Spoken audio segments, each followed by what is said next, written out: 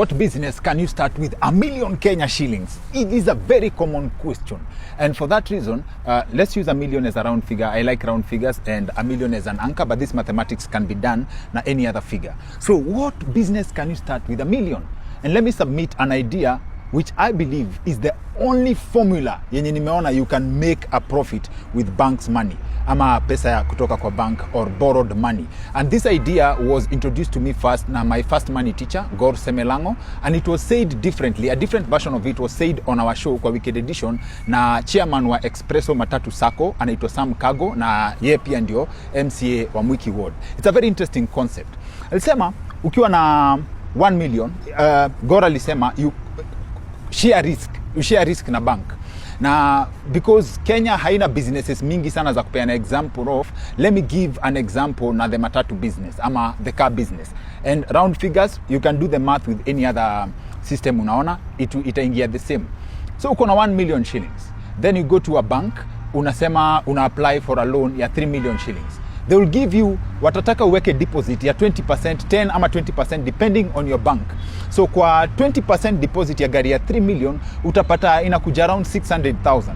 So 600,000, if the total cost ya wewe kuinvest itakuwa 3 million, utapewa 3 million but umestake, utapewa 2 point something million, so total inakuja 3 million, but your stake is 600,000 Kenya shillings. So ingia kwa biashara, and the mathematics that makes sense, lazima the gross amount of, in fact I think the net unafaa upate ni 200,000 Kenya shillings.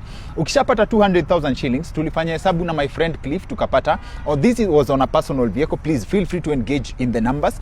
Ilikuwa inapata the total cost ya kurun a vehicle ya 3 million, ilikuwa inakuja around 150,000, which means you take home 50,000 Kenya shillings. Hiyo ni yako. So kwa hii 50,000 Kenya shillings, if you keep this money for 1 year, 50 for 12 months, unapata uko na 600,000. So in the first year, you have recovered the 600,000 yenye ulikuwa umestake. Uko na 600,000 yenye ulikuwa umewekelea. So if the asset keeps on giving, like sasa from the second year beginning, unapata unaanza wewe na bank mna co-own the asset. So wewe ukitengeneza 50,000, you own piece by piece, but pesa yako haiko pale, wewe ulisharudisha pesa yako, so ni pesa yako na pesa ya bank iko hapo. Hiyo ndio niliambiwa inaitwa sharing of risk. We can play with the numbers in terms of the returns differently, and that's why I brought my friend Cliff to come break down the math from a professional perspective.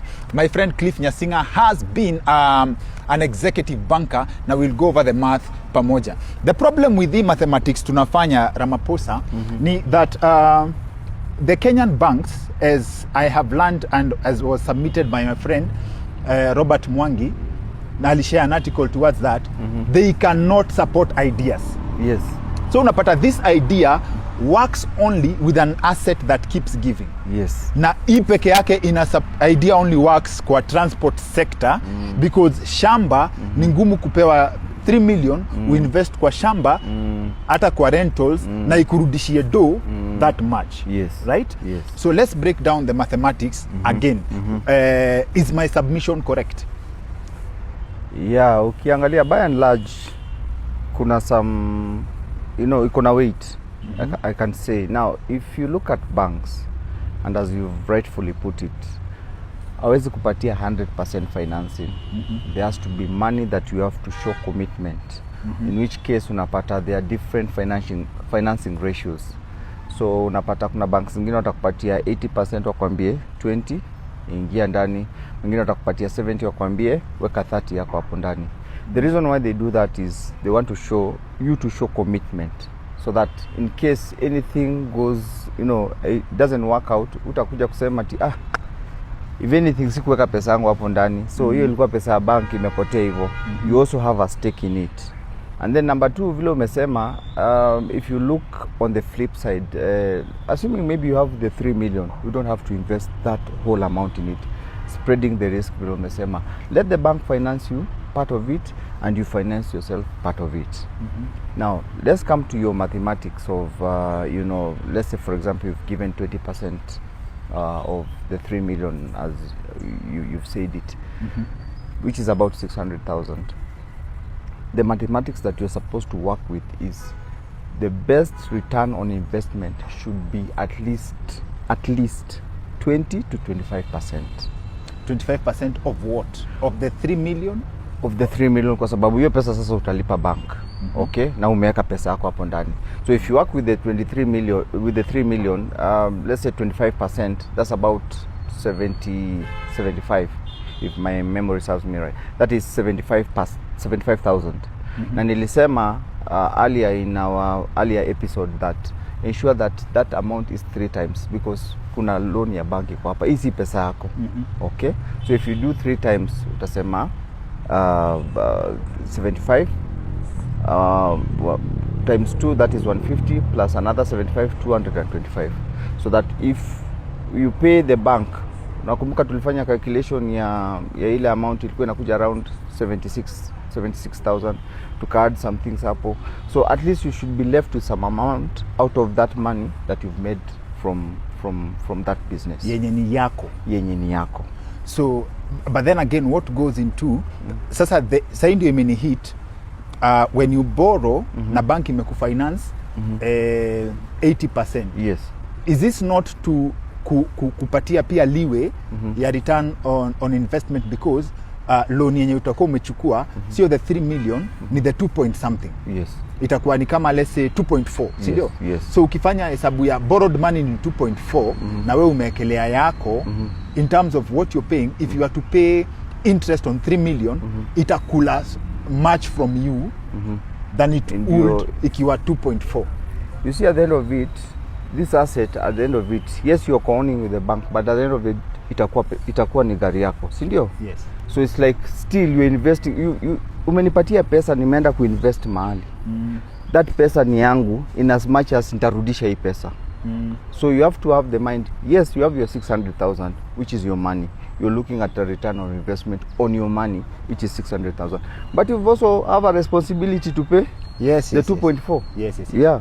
So in which case, hata ukifanya 2.25% of the 600, hiyo utaangalia investment yako as the 600. But again, you also need to look at hii pesa yenye nimeomba, the 25% yake itatoa ngapi, so that I pay the bank and I'm left with some, so that at the end of the 4 years or the 3 years yenye bank imekupatia, then you fully own that asset. Thank you. Now, do you think it's a disadvantage kwa economy that Kenyan banks do not fund ideas? Yes. You see, at the end of the day, banks wanatakanga, especially if they want to have confidence in you, you have to show that you've actually run this business before. They're actually safe on that. But yenye umekuja na idea ati I have this idea, they're a bit shy in financing such ideas. But if you can actually show, for the last 3 years I've been doing this business, these are my books of account. Nilianza hii biashara 2022. This year I made this much. 2023, 2024. At least the bank will have that confidence that at least this guy has been in this business, so they can actually give you that money to maintain or enhance that business. Okay. But umekuja tu na pioneer ati unataka tu kuanza, bank itakwambia hebu jaribu kwanza alafu so kila mtu ni opportunist tu. Yeah.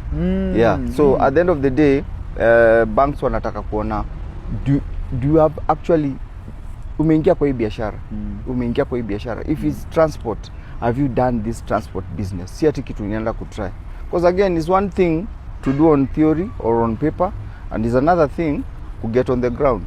Wewe uko na experience, kuna time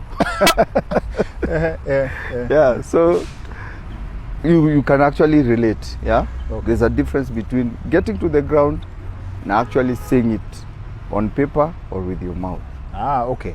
Sawa. Now, quick correction. Also, we have another video coming up. A friend of mine amebuild biashara yake. Unajua Kenya si umesha success na magari. I don't even think, I've lost count on the number of cars akonazo, anaitwa Santovas. But the good thing about him, aliniambia kitu yenye lazima tumlete atuambie. Alisema he has built his business brick by brick without debt. Na anauza mafone, na anauza, yes, he flips things hapa na pale. So that's a business model that probably the Kenyan economy supports. Na that's number one. Building without debt. And also to correct another perspective tulikuwa tumeongelea before ni ati when tulifanya hesabu ya ku-own gari tukasema ati cost of maintenance inakuja 15,000 per month. Remember, si tukifanya hesabu tunafanya hesabu ya every time unaenda garage alafu upige hiyo hesabu yote kwa mwaka moja, utapata it's probably more than hiyo 15,000. So our mathematics was actually very modest. And kwa cost of ownership, check out our YouTube channel, tuko na cost of ownership of a vehicle, itakuchanua sana. Ramaphosa, asante sana. Thank you. Good vibes.